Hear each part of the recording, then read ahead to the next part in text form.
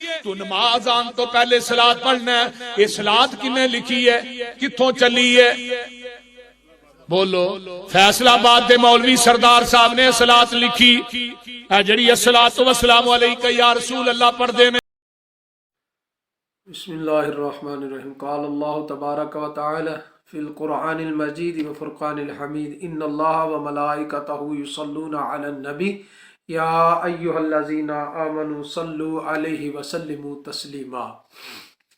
اللہ رب العالمین فرماتا ہے کہ میں اور میرے فرشتے نبی پاک صلی اللہ علیہ وسلم پر درود پڑھتے ہیں. ایمان والو تم بھی نبی پاک صلی اللہ علیہ وآلہ وسلم پر درود و سلام پڑھا کرو. اب قرآن کا یہ حکم مطلق ہے.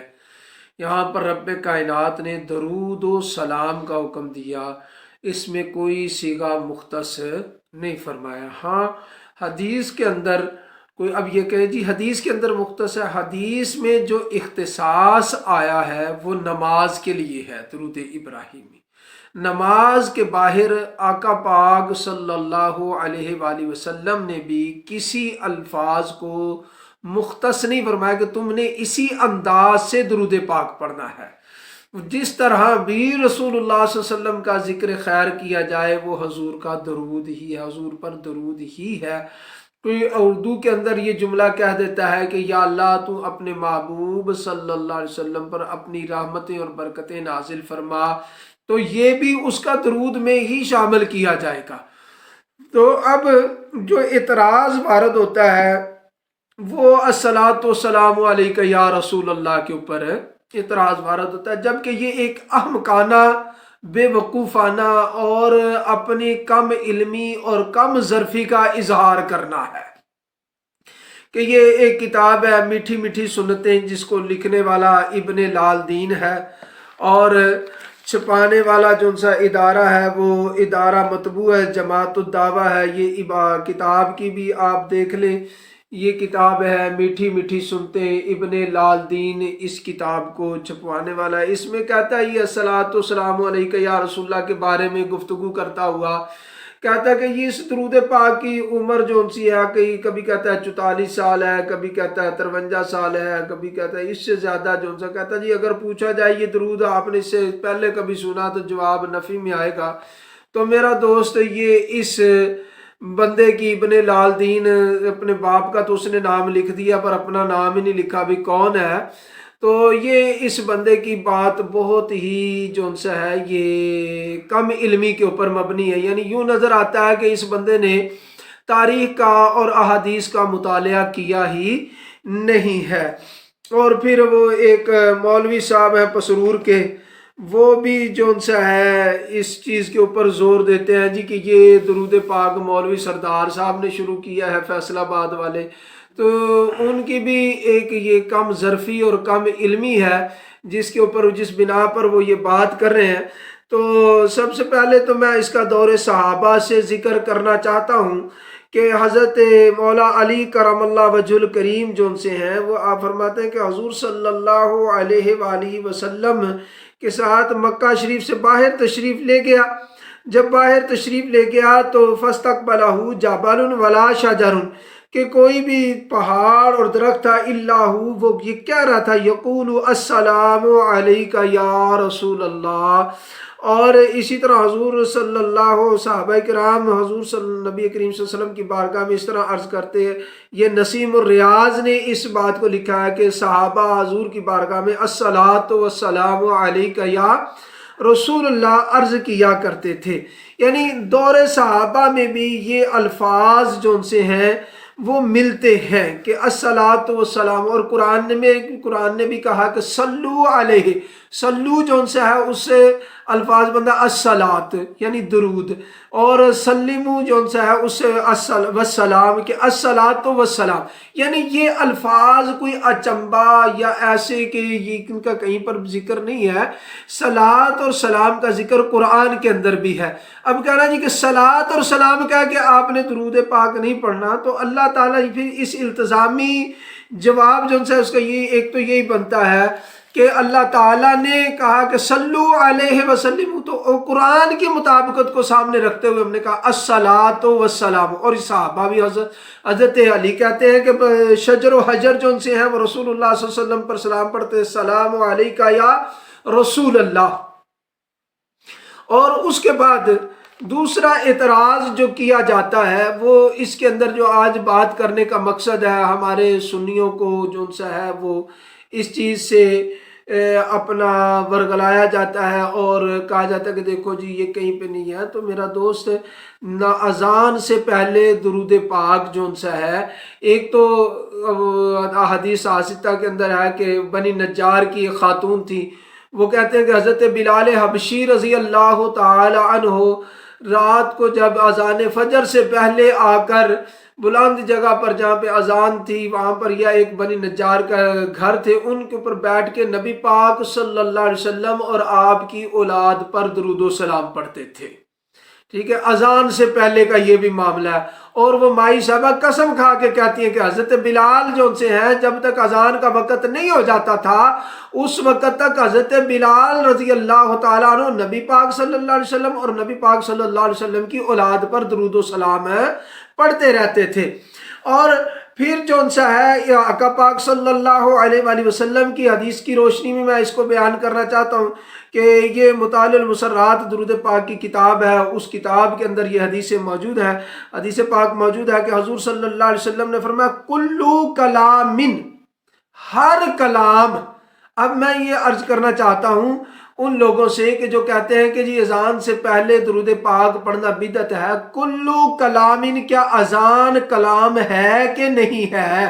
تو آقا فرما رہے کلو کلام لا یذکر اللہ تعالی فیہ یبدأ بہ وبالصلاۃ، کہ ہر وہ کلام جو ذکر الہی کے بغیر اور درود پاک کے بغیر، بالصلاۃ علیہ، کہ اس کلام کے ابتدا میں اللہ کا ذکر نہ ہو، یعنی بسم اللہ الرحمن الرحیم یا کسی طرح بھی اللہ کا ذکر، اور رسول اللہ صلی اللہ علیہ وسلم کے اوپر صلاۃ نہ پڑھی جائے یا رسول اللہ صلی اللہ علیہ وسلم کا ذکر نہ کیا جائے اس کلام سے پہلے، تو آقا کریم علیہ الصلوۃ والسلام نے فرمایا فَهُوَ أَقْطَعُ مَمْحُوقٌ مِّن كُلِّ بَرَكَةٍ، کہ آقا کریم علیہ الصلوۃ والسلام نے فرمایا کل برکتن، وہ ہر قسم کی برکت سے خالی ہوگا.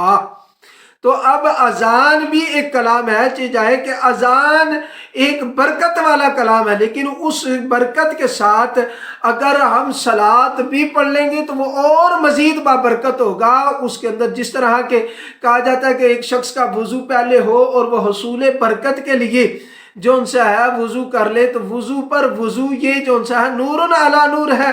اسی طرح اور بھی مثالیں اس کی بہت زیادہ ہیں اگر دوں تو اب معلوم ہوا کہ اذان سے پہلے جو ان سے ہے الصلاۃ والسلام علیک یا رسول اللہ پڑھنا، یا کوئی بھی درود پاک پڑھتا ہے. چلو جی جن کو اعتراض ہے الصلاۃ والسلام علیک یا رسول اللہ والا، میں ان سے گزارش کرتا ہوں کہ آپ اپنی مساجد میں اللہم صلی علی محمد وعلی آل محمد یہ والا درود ابراہیمی پڑھنا شروع کر دیں.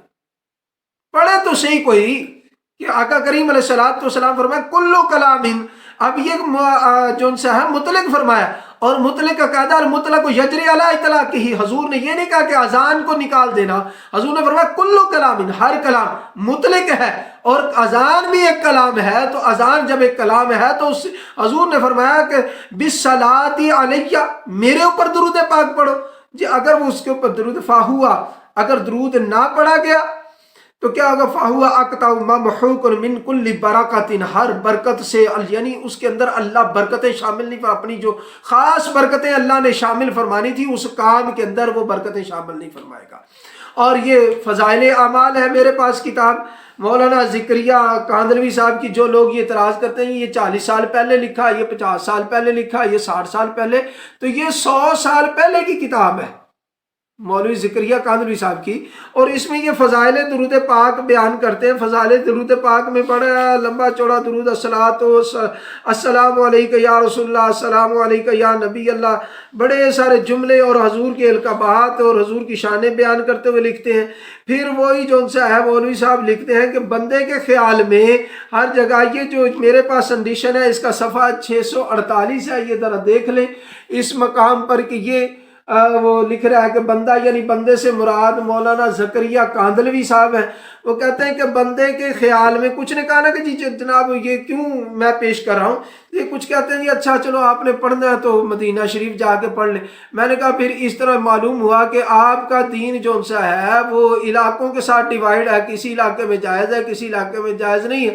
تو جبکہ اسلام جو ان سے ہے وہ تو پوری روح زمین کے لیے دین بنا کر بھیجا گیا ہے، پوری زمین کے روح زمین پر اس کو پھیلایا گیا ہے۔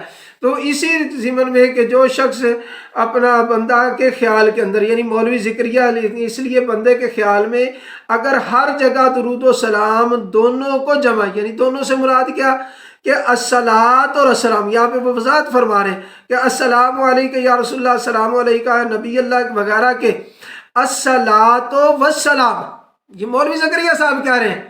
وہ پسروری صاحب جو ان سے ہیں انہوں نے بھی کہا جی یہ اپنا جی مولوی سردار صاحب نے بنایا ہے، فلاں نے بنایا ہے، فلاں نے بنایا ہے، فلاں وقت سے چلا ہے۔ یہ سب ان کی خود ساختہ باتیں ہیں، اور یہ علم سے آری گفتگو ہے کہ میں نے یہ حضرت مولا علی کا قول نقل کیا، حضرت بی بی جو سا بنی نجار کی خاتون کا ذکر، حضرت بلال کا عمل ذکر کیا۔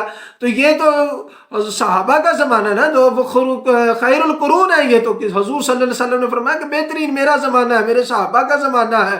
تو حضرت علی فرماتے ہیں کہ جب حضور صلی اللہ علیہ وسلم باہر نکلتے تو اس وقت ابھی کیونکہ مسلمانوں کی جماعت کم تھی، تو درخت اور شجر و حجر حضور صلی اللہ علیہ وسلم پر درود و سلام پڑھتے تھے۔ حضرت علی فرماتے ہیں میں سنتا تھا ان کی آوازوں۔ تو شجر و حجر اگر جو ان سے ہیں وہ حضور صلی اللہ علیہ وسلم پر درود پاک پڑھے تو انسان تو مکلف بنایا گیا نا، اللہ نے انسانوں کو کہا یا ایھا الذین آمنوا صلوا علیہ وسلموا تسلیما۔ تو انسانوں کے لیے بتدریج اولا افضل ہے کہ وہ ایسا بندہ، یہ مولوی زکریا بھی لکھ رہے ہیں کہ الصلاۃ والسلام علیکہ یا رسول اللہ، الصلاۃ والسلام علیکہ یا نبی اللہ کہہ کے دونوں الفاظ کے ساتھ۔ کیوں کہ جب بندہ الصلاۃ اور السلام کے یہ الفاظ پڑھے گا تو یہ الفاظ بدعت نہیں میرا بھائی، نص قطعی پر عمل ہوگا، نص قطعی قرآن۔ السلام، رب کائنات نے فرمایا صلو علیہ وسلموا، یعنی صلاۃ بھی پڑھو اور سلام بھی، یہ نص قطعی پر عمل ہے۔ اور جو نص قطعی کو بدعت کہے یا نص قطعی کے بارے میں ایسے الفاظ بولے کہ جو دین کے موافق نہیں ہے، تو پھر میرا دوست یہ جو آواز سن رہے ہیں جن تک یہ بات پہنچے گی، وہ فیصلہ میں ان کے اوپر چھوڑتا ہوں کہ آپ کیا فیصلہ، کیونکہ اگر میں کوئی فیصلہ دوں تو آپ کہیں گے جی مولوی صاحب بڑے مشدد ہیں، میں بھی بات ہی نہیں کرتا۔ میں یہی کہتا ہوں کہ فیصلہ آپ لوگوں کے اوپر، کہ دلال المسرات کی حدیث بھی حضور نے فرمایا کلو کلام، ہر کلام سے پہلے اللہ کا ذکر بھی کرو اور میرے پہ درود بھی پڑھو۔ تو ہم اذان کو بھی ایک کلام سمجھتے ہیں۔ تو التزامی جواب اس کا میں یہ دینا چاہتا ہوں، جیسے وہ کہتے ہیں کہ جیسا سوال ویسا جواب، یا جو سا ہے وہ اپنا اینٹ کا جواب پتھر سے ہو تو پھر ہی اگلے کی سمجھ میں آتا ہے کہ حضور صلی اللہ علیہ وسلم نے فرمایا کہ جب اذان کی صدا بلند ہوتی ہے تو شیطان جو سا ہے وہ جہاں تک اذان کی آواز جاتی ہے وہاں تک بھاگ جاتا ہے۔ تو میں کہتا ہوں اذان سے شیطان بھاگتا ہے اور صلاۃ سے اس کے جو سی ذریت ہے وہ بھاگتی ہے۔ ایک اور تاریخی واقعہ میں آپ کی سماعتوں کی نظر کرتا جاؤں، جس کو القول البدیع میں بھی ذکر کیا گیا، فتوحات الوہاب میں بھی ذکر کیا گیا، اور وہ ہے سلطان صلاح الدین ایوبی، جن کو غیر مکتبہ فکر غیر مقلدین جو سے ہیں وہ کہتے ہیں کہ یہ تو ہمارا تھا، یعنی کہ وہابی تھا، وہابی مکتبہ فکر کے۔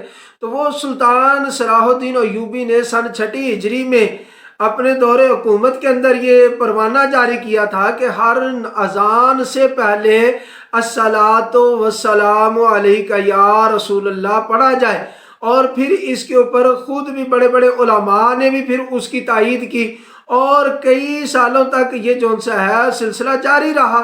پھر جب یہ جو سا ہے معترضین اعتراض آئے تو پھر یہ سلسلہ ایک دفعہ ماند پڑا، ورنہ صلاح الدین ایوبی نے اس کو جاری کیا. یعنی تو صحابہ کے حضرت بلال سے بھی ثابت ہے، حضرت علی فرما رہے ہیں کہ اپنا شجر و حجر پڑھتے ہیں. جب شجر و حجر درخت پڑھ رہے ہیں تو انسان کو کون سی وہ بیماری پیدا ہوتی ہے، یا انسان کے پیٹ میں کون سا درد پیدا ہوتا ہے کہ وہ الصلاۃ والسلام علیک یا رسول اللہ پڑھ لے گا. اور صلاح الدین ایوبی کے لیے بھی یہ کشف قول البدیع کے اندر ہے، فتوح الوہاب کے اندر یہ بات لکھی ہوئی ہے کہ سلطان صلاح الدین ایوبی اس نے یہ جاری کیا کہ الصلاۃ والسلام علیک یا رسول اللہ جو سا ہے وہ پڑھا جائے. آخر دعوانا